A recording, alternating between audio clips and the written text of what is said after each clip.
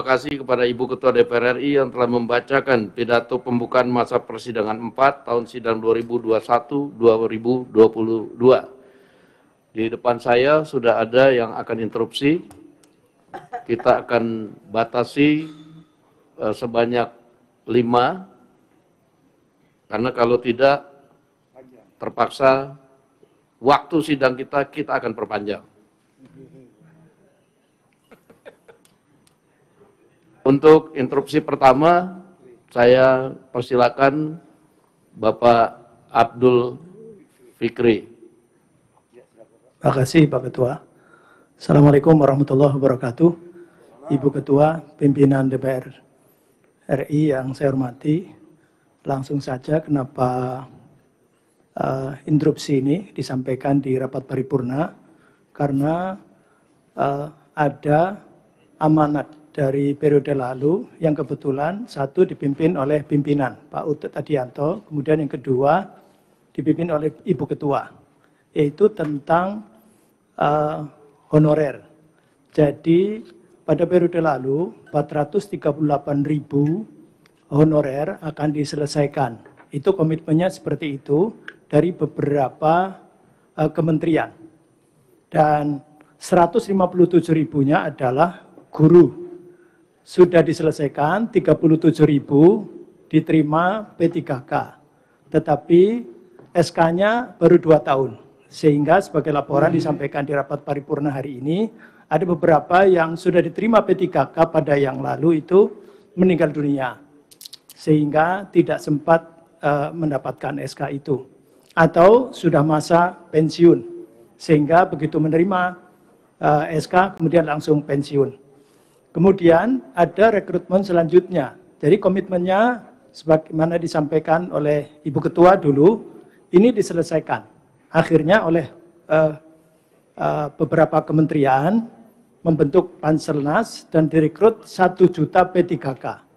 Dan setelah 1 juta P3K, laporan terakhir adalah ada 925.637 pelamar. Kemudian lulus 293.860. Ini lulus dan dapat formasi. Yang sampai sekarang sedang menunggu adalah 193.954 guru lulus tetapi tidak mendapatkan formasi. Dan laporan dari daerah bahwa sampai hari ini 2022 ada beberapa daerah yang berkomitmen atau mengumumkan bahwa tidak akan lagi menerima formasi P3K. Saya kira bukan salah guru yang sudah pertama menuntut mereka untuk menjadi PNS harga mati. Kemudian sesuai dengan rapat gabungan DPR, mereka mau menerima. Jadi mereka akan diangkat menjadi ASN, 1 PNS, yang kedua P3K. Dan mereka menerima, mereka juga tes, tetapi kondisinya bahwa 293.860 itu dapat formasi, tapi sampai sekarang 193.954 belum ada formasi. Dan tidak ada jaminan, sungguh pun kementerian sudah mengumumkan bahwa ini semuanya akan ditanggung APBN, tetapi daerah masih belum percaya bahwa ini akan ditanggung oleh APBN, sehingga sampai 2022 ada beberapa daerah yang sudah mengumumkan tidak akan menerima formasi P3K. Oleh karenanya, lewat forum paripurna ini kami mohon kepada pimpinan DPR kalau perlu ada rapat gabungan lagi supaya mengumpulkan beberapa kementerian menyelesaikan problematika ini, karena komitmennya adalah menyelesaikan honorer menjadi ASN, baik itu PNS maupun P3K. Terima kasih. Assalamualaikum warahmatullahi wabarakatuh. Baik, terima kasih. Jadi prosesnya kita akan perpanjang dengan membuat rapat gabungan, begitu ya. Apa namanya, interupsi kedua, saya persilakan. Terima kasih pimpinan. Assalamualaikum warahmatullahi wabarakatuh. Saya Amin Aka, nomor anggota A447, fraksi Partai Keadilan Sejahtera Dapil Jawa Timur 4, Jember dan Lumajang.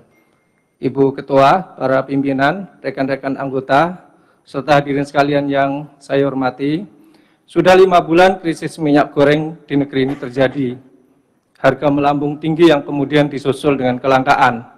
Sebulan lebih kita menyaksikan rakyat di berbagai daerah harus mengantri panjang demi 1-2 liter minyak goreng, bahkan ada yang sampai meninggal karena kelelahan. Karut-marut tata kelola minyak goreng di sebuah negeri penghasil 58% sawit dunia, dan ini yang terbesar, adalah sebuah ironi. Terlebih, hal itu berlangsung selama berbulan-bulan. Tahun 2021 Indonesia memproduksi 46,88 juta ton CPO. Tahun 2020 sebesar 47,03 juta ton. Tahun 2019 sebesar 47,18 juta ton. Kebijakan DMO sebesar 20%, faktanya sampai saat ini tidak berjalan efektif karena kelangkaan semakin menjadi-jadi. Wibawa pemerintah pun dipertaruhkan. Saya memandang karut-marut minyak goreng disebabkan oleh 3 kemungkinan. Pertama, kebijakan DMO tidak dipatuhi. Yang kedua, DMO dipatuhi tapi CPO hasil DMO tidak sampai ke tangan produsen minyak goreng. Dan ketiga, banyak penimbun dan atau ekspor ilegal minyak goreng. Pemerintah mempunyai semua instrumen untuk bisa menegakkan aturan yang sudah dibuat. Tidak seharusnya Satgas Pangan misalnya menjadi macan ompong. Terlebih aturannya sudah jelas. Undang-Undang Nomor 7 Tahun 2017 Pasal 107 tegas memberi sanksi penjara 5 tahun atau denda 50 miliar bagi siapapun yang menimbun kebutuhan pokok.